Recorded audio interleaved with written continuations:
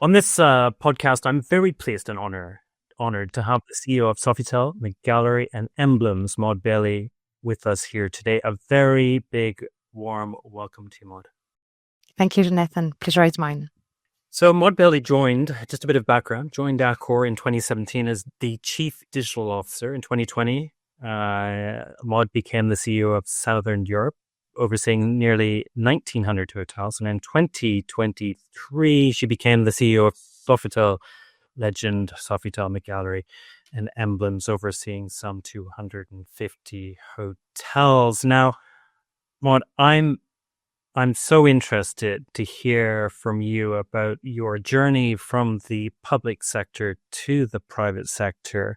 And you had a very successful career in the public sector with the French government to moving into hospitality. Why? Why did you move into hospitality? There is a common thread. It's not that easy to read first, but there is clearly a common thread. And it's all about working for a certain idea of France. And I'm going to get back to this. Working for challenges in a very transformative approach. And last but not least, embracing very pragmatic journeys. And as you recalled, I've been working for 10 years for my country as a civil servant, but in very different environments. I started as a finance auditor working for the IMF and the World Bank in Africa, in Haiti after the earthquake. And after 4 years of financial and strategic audit, I was really missing the field, the ground. So as a civil servant, which was not really common, I asked to be in the field, on the ground. And I was lucky enough to be appointed as the Gare Montparnasse, Station Montparnasse, manager. So at the end of the day, being in charge of a station, supervising 800 people, being in charge of a station P&L, being in charge of the safety, the security, the welcome process, the journey, the experience of the 350,000 travelers every day trying to catch up a train on time, which is always the case in France. Obviously, we don't have any strike ever. Looks like a lot like a hotel journey. So I get that if you scratch the surface, trying to oppose public career and private career, there are a lot of common points. I've been choosing, after 10 years of public service, a French private company. Of course, a listed worldwide company, but still a French hospitality player in a very international environment where the other big players are American ones or Asian ones. So I chose a big French hospitality player. And I found again the station journey, something very pragmatic. Not a single day looks like the other, the previous one, or the following one. You are at the service of your guest, trying to welcome them the best way you can. Not being just a commodity, but transforming the place into a destination. And what I've been trying to do with my station, switching from a commodity to a place where you can eat, shop, dream, have entertainment, listen to a piano. I guess a little bit the same with my hotels. And in the middle of it, I've been working for the French government at the head of economic and digital affairs. But this is the kind of role you can't really refuse. It was just amazing. And again, trying to serve something bigger than me. So after 10 years of, at the end of the day, pretty different missions, still a civil servant, but 3 very different missions between a finance auditor for IMF and World Bank, station manager, and then head of digital and economic affairs for the French Prime Minister Manuel Valls. I guess my common thread on top of me was to keep working in a very challenging, transformative environment, deeply anchored into a certain vision of France and deeply anchored in a very pragmatic business unit. Stations are little sim cities, and a hotel is a little sim city too, Jonathan. You know that by heart. Well, I'd love to know how this has influenced your leadership style as well. Very good question. I don't think you are a manager day one. You become a manager. You become a manager not because you read some management books. You become a manager not because you've been told you would be a great manager. You have to learn to become a manager, and you do become with time a manager. I guess my leadership style has been deeply influenced by the ground, the field. I started as a real manager because when I was a finance auditor, I was supervising maybe 3 or 4 top experts, top people who actually didn't really need a manager. I started my real manager career, leadership career at 32 when I was appointed as the Gare Montparnasse station manager. And I learned to listen. I learned to make decisions. I learned to become a manager from the field. I learned to overcome crises. I learned to speak to unions. I learned to reinvent ourselves, especially in crisis moments. So I guess my leadership style is very much crafted around pragmatism, genuine care for people, and a deep appetite for crisis and resilience. I don't know if it's a kind of karma, Jonathan, but when you've been born and raised and you became a manager in a very volatile, complex, and changing environment, you develop a kind of appetite for that. I don't think I would be happy in a still, steady environment. I need to embrace challenges, and I need to be surrounded by people. Hospitality is a people industry, just like a station is a people business. But I would argue the challenges that you face in the public sector are so much greater than the challenges that you're facing in the private sector with a company like Accor. You know, I've got a mentor, wonderful person, and I'm sure he is going to recognize himself. He told me once, you know, Maud, when we are working for the public industry, the public service, you travel second class, but you address only first class topics. And now you're going to be working for the private industry, the private sector. You may be traveling first class, but you will address only second class topics. I smiled a lot the first time he told me that. But then, to be honest, Jonathan, I think I would disagree. Of course, I've been worked on Brexit issue, working on foreign investment in France, working on macroeconomic strategic regulation and data privacy and GDPR regulation. I loved it. But why should we oppose public and private sectors? If I give you the example of the COVID crisis, we managed to overcome it together, hand in hand, with the public sector. I don't think, ironically, that I ever worked that much with the public authorities and during COVID, when I was in charge of Southern Europe. So paradoxically, my public civil servant heart helped me a lot, whereas I was, working for Accor in a very private environment. So if you step back and if you reflect on 2 or 3 challenges, like how can you educate an entire non-digital native company to allow itself to become a digital player, overcoming a fierce competition with OTAs and metaverse and blockchain and facial recognition and tomorrow AI? How can you make sure that a wonderful French hospitality player survive and thrive through this transformation? It's quite a first-class topic. The second challenge was COVID. Whereas hospitality needs open borders, leisure, fun, and business travel.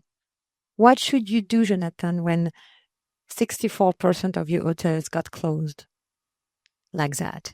What should you do when borders are closed and that lockdown is everywhere and people are scared and Teams and Zoom is king?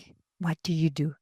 This challenge of remaining alive, reinventing yourself, crafting new ways of working, reinventing leadership through a hybrid leadership, managing to keep the connection with all your GMs in spite of this crazy world. I guess it's a first, class topic. And today, I've been the CEO of Sofitel Legend, MGallery and Emblems brands for now almost 2 years and a half. And my mission consists into reigniting those brands, giving them clarity and pride back. A lot about the brand and the network, a lot about the people too. Is it a second-class topic? No, it's definitely a first-class topic. So I guess I'm pretty blessed, and I'm still traveling with first-class topics. Well, I love that analogy, and of course it shows what we went through during COVID. Those leaders that really stood up and made a difference quickly. So, and that goes to you, and congratulations to you for everything you've done there. On just moving on to Sofitel, then tell us a little bit about Sofitel and the brand that you're trying to create, because there has been some confusion in the marketplace. Depending on the Sofitel one knows, I know a particular Sofitel in London, which I absolutely love, but that's my recognition with the Sofitel brand. How are you dealing with that? I have few deep convictions, out of which luxury is about consistency.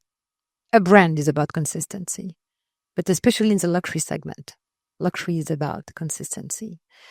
And the thinking that 2 years and a half ago, when I took over this new role as the CEO of a worldwide P&L of 250 hotels, in charge of the operational performance, operational excellence of the hotel, but also in charge of the pipeline and the development and the reputation of the brands, we acknowledge the fact that Sofitel was a bit nowhere. Good awareness, sometimes for bad reasons, but a brand which had known its golden age, but a bit fading away, an inconsistent network, and some amazing flagships, and also some Sofitel which clearly needed to enter a new era. Not a clear marketing activation, not a clear brand purpose. So we inherited a wonderful legacy, but with a lot of challenges. So 2 years and a half ago, because I believe that great transformers are, first of all, great listeners, we started to travel, Jonathan. We went everywhere.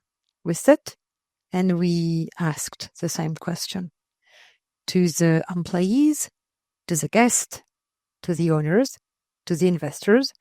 I asked one question. Tell me about Sofitel. What do we stand for?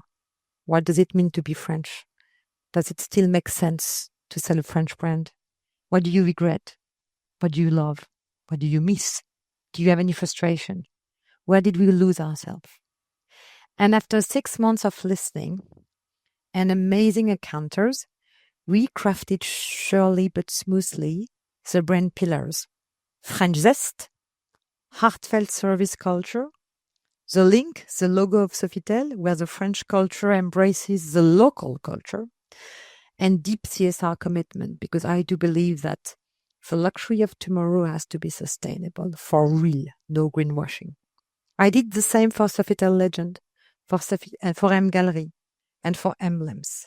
Because to me, to last, a brand needs to rely on a distinctive identity. Don't pretend to be something you're never going to be, Jonathan. I'm not going to be the nightlife brand of the world. It's okay. I should not pretend to be something I'm never going to be, but I could stand for a beautiful, seamless, personalized French hospitality with heart and genuine care and committed. And if you do it in the right way, people will acknowledge it. So to last, a brand needs to rely on a distinctive identity, a consistent network, meaning courage. You need to clean the network to get rid of the hotels which won't be renovated. And you need to rely, last but not least, on the very strong culture. The reason for which you like to go to Sofitel St. James, and thank you for your loyalty, is maybe, of course, because you like the destination, you like the place, which used to be a beautiful British bank. But more than that, Jonathan, I hope you like to stay with us because we make you feel in a very special way. Luxury is to me a matter of attitude. It's a matter of the way you make people feel. 2 weeks ago, I was attending the Clé d'Or Concierge, Academy conference.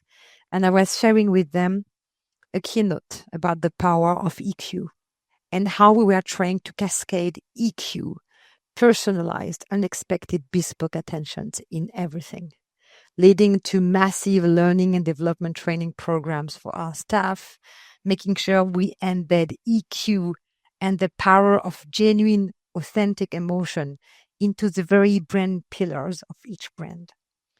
And yes, strong identity, which is different, consistent network, elevating it and cleaning it and getting rid of the detractors, and a powerful culture, because luxury is about the way you make your people feel. That's great. And what I love about the Sofitel St. James, for example, in addition to that EQ, but also is those surprises as well. So when you go into the hotel, you're always surprised by what you see. So you have that wonderful living room area with bright colors, which is typically not expected in a luxury hotel like that. So I think you have a lot of fun with your brand as well. Yeah, and it's funny because among the brand pillars, when we were ready after our 6 months journey, we had a lot of debates with my team because everything we achieved so far is really a collective journey. I'm just a conductor. I'm recruiting talents, putting them together, and here comes the magic. So we had a lot of discussions of French touch, French art de vivre, French touch, or French zest.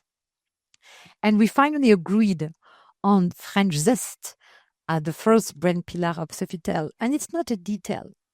Zest standing for a mindset. French people may be grumpy people, grumpy, spoiled children complaining all the time. They believe they live in hell, whereas they live in heaven. But we must acknowledge one thing. They know how to live well. They know how to drink well, to sleep well, to sing well, to enjoy life well. And there is a kind of mindset, which is to me very French. It's about freedom and creativity and probably a touch of craziness, daring to be a bit different, daring to be a bit out of the box. And I like the idea of standing for a genuine, authentic, and caring luxury. Never show off, quiet, caring luxury, but at the same time allowing ourselves to have this touch of little surprise, bespoke attention, which you may remember. Yeah, nice. And how do you adapt that to different cultures? So, for example, you've got your hotel opening in September, I believe, in Riyadh. And delighted, by the way, you're joining us at FHS Saudi around the corner on a session as well. But so how do you adapt? How are you adapting that project in Riyadh to the culture of Saudi and to the culture of Accor? And it's really interesting. People may understand that beyond a standard, you will find exactly the same product no matter where you stay. They're wrong, and we are wrong if we make them think so. The idea of Sofitel brand is to offer a little piece of France, no matter where you are with us. In Shanghai, Sydney, Sao Paulo, New York, or Cotonou, which recently opened last December, you will find the standards of a little piece of France between la haute croissanterie breakfast, the bread, the mattresses and the bed, Sofitel My Bed, and a certain way of embracing life around French standards. But on the other hand, back to the Sofitel logo, the last thing we want is to have exactly the same promise, the same experience, and the same product around the world. So if you stay at the Sofitel Barcelona, you will see that beyond this French zest, you will find everywhere a deep tribute to local culture, to Catalonian culture, to Catalonian food, and even the bed heads are decorated with panots as a tribute to Gaudi. If you go to Sofitel Mexico City Reforma, which is one of our absolute flagships, you will find the vibrancy of Mexican culture everywhere, in the cocktails, in the F&B venues, in the design of the bathrooms with Frida Kahlo everywhere.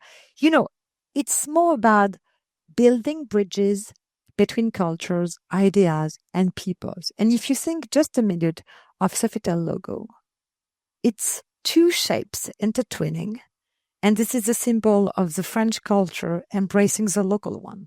So for Saudi, you will have culinary experiences, being a genuine tribute to all the regional flavors. You will have a tea ritual, a tea lounge, which will be a huge celebration to the art of tea and slow, privileged time around Saudi culture. I need to feel I'm in Riyadh and I'm in Saudi, and I feel I have almost a gate open to Saudian culture when I stay in this Sofitel.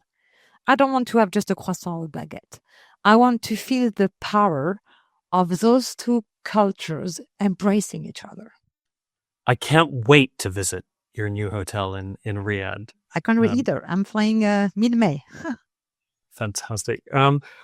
You mentioned earlier about sustainability and the power of the importance of sustainability in terms of the luxury of tomorrow. Can you share some specific initiatives in this area, and what are you doing? What can others learn? Especially in our current crazy world.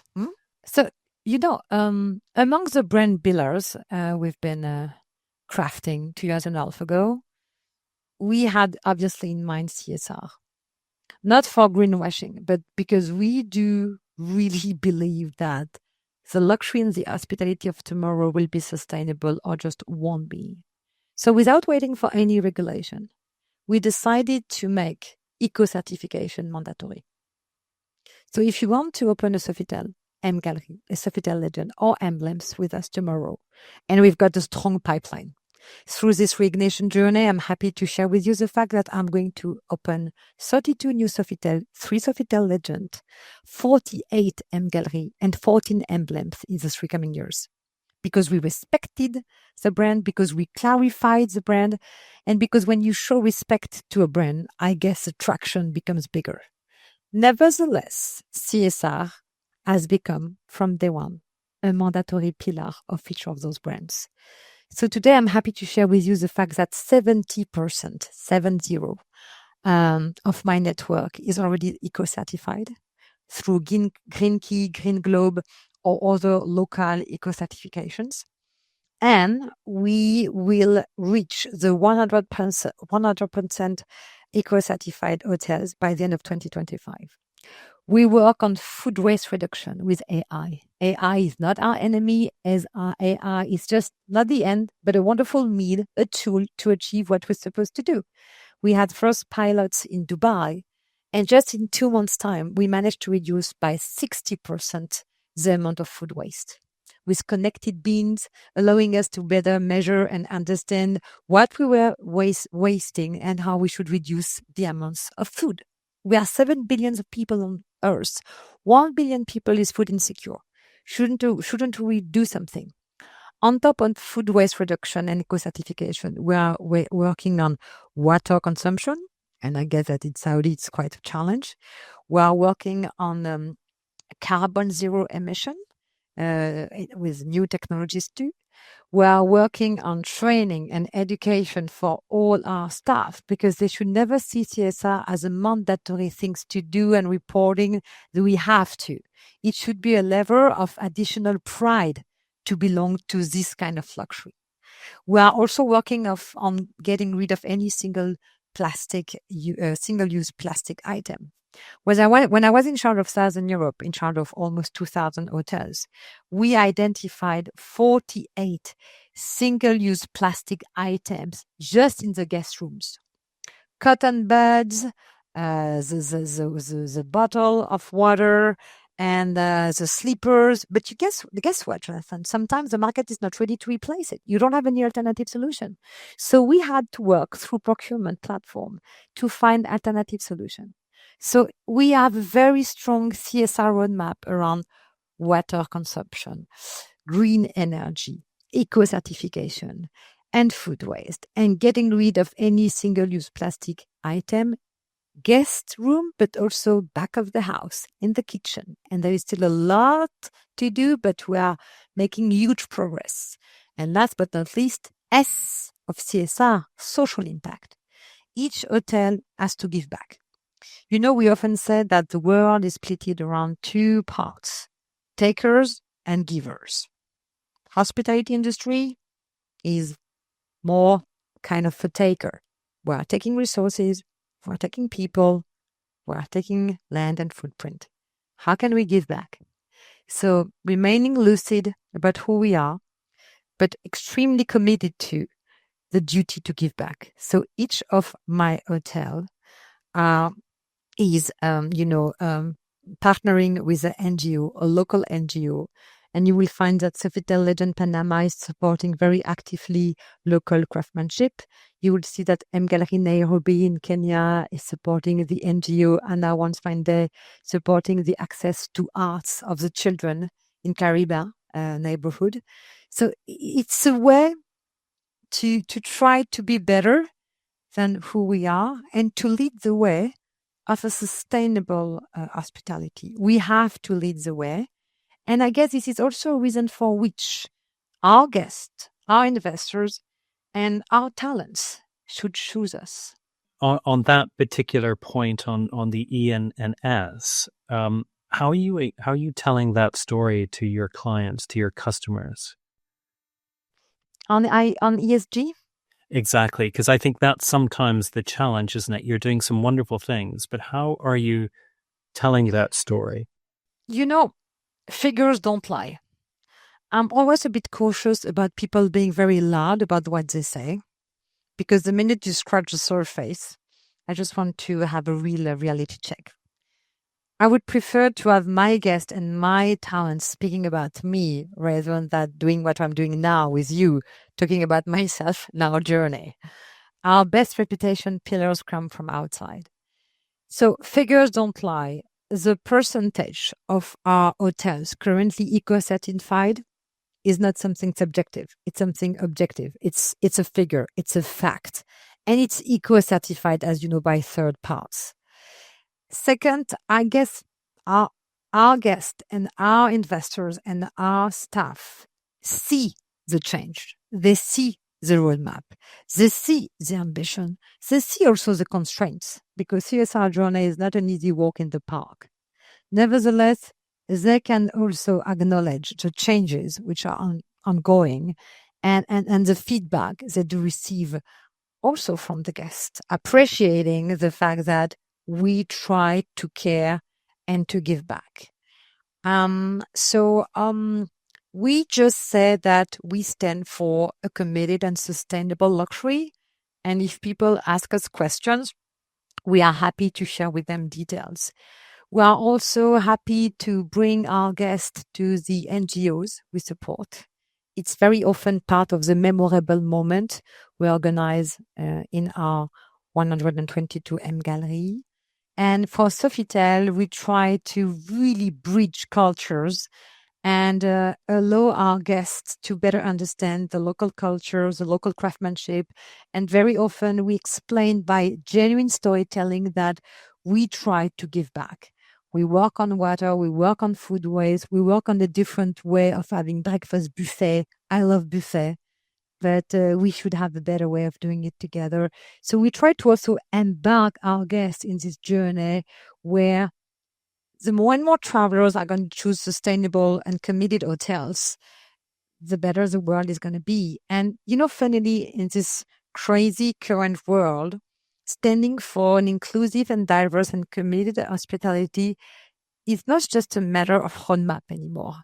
It became almost a hospitality statement. Yeah, I agree, and I think there's I think we can be the leaders in industry generally as well, in terms of what we can do, how we can change the world. And last but not least, social is also about diversity. And I know it's also a taboo, but the idea for us is not to be just surrounded by women. Huh? I just do believe as a leader that diversity is our greatest lever of collective performance.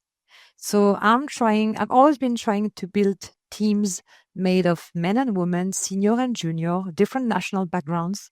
Today, I can rely on the wonderful collective team of talents. They are between 28 years old and 62 years old, 9 nationalities, different track records, and this richness is a blessing. And we are trying to do everything we can to encourage this diversity at all levels, including female GMs. We started with 22% of female GMs at Sofitel Legend, MGallery Emblems, which was quite low. Today we are at 24%. I wish it could be faster, but I'm still pushing. So yes, it's about a committed luxury to embrace life in all its dimension and trying to switch from takers to givers. That's lovely. Well, certainly in Saudi, we have our Women Power campaign, which we're very active with, trying to get more women. I saw that, and it's wonderful. Into the industry, into our event to showcase and to show leadership. But there you've got a particular challenge in that only 10% of the workforce is women. So we need more women in the industry if we're going to hit those targets for Vision 2030. So, but we need to be pioneers on that too. The sentence of Mark Twain, they hadn't been told it was impossible, so they did it. So let's believe we haven't been told it was impossible, so let's be stubborn and keep pushing it ahead. Lovely. Well, listen, on that note, Maud, thank you so much for joining me. And I know my pleasure. Thank you for having me. I can't wait to be at FHS and in Riyadh. I look forward to it very much. Thank you so much. Thank you very much. The pleasure was mine. Thank you very much. Bye-bye.